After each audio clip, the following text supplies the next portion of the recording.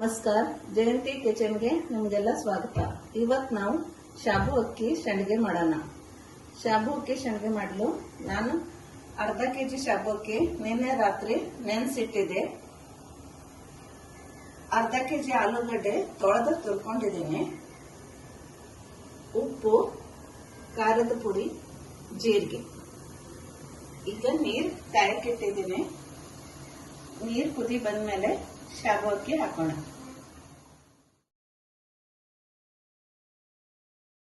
ನೀರು ಕುದೀತಾ ಇದೆ. ಈಗ ಶಾಬು ಅಕ್ಕಿ ಹಾಕೋಣ.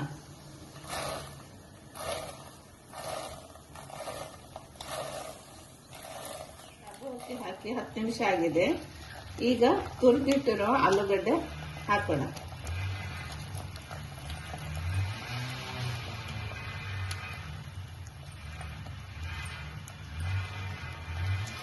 ಈಗ ಈ ಮಿಶ್ರಣ ಬೆಂದಿದೆ.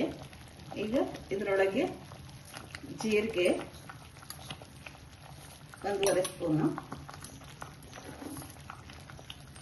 ರುಚಿಗೆ ತಕ್ಕಷ್ಟು ಉಪ್ಪು,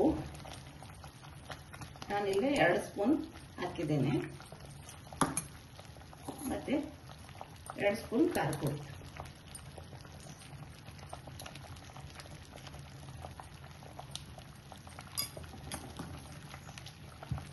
ಇದೆಲ್ಲ ಚೆನ್ನಾಗಿ ಮಿಕ್ಸ್ ಮಾಡ್ಕೊಳ್ಳೋಣ. ಈಗ ಬಿಸಿಲೊಳಗೆ ಹಿಂಗ ಹಾಕಿ ಒಣಗಸೋಕೆ ಇಡೋಣ.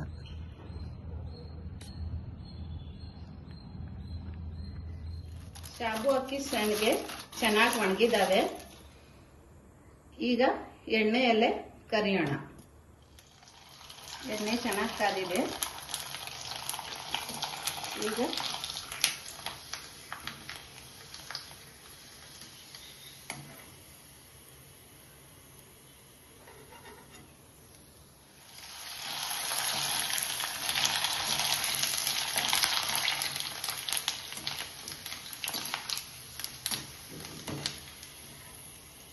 ಚೆನ್ನಾಗಿ ಕರ್ದಾಗಿದೆ, ತೆಗಿಯೋಣ.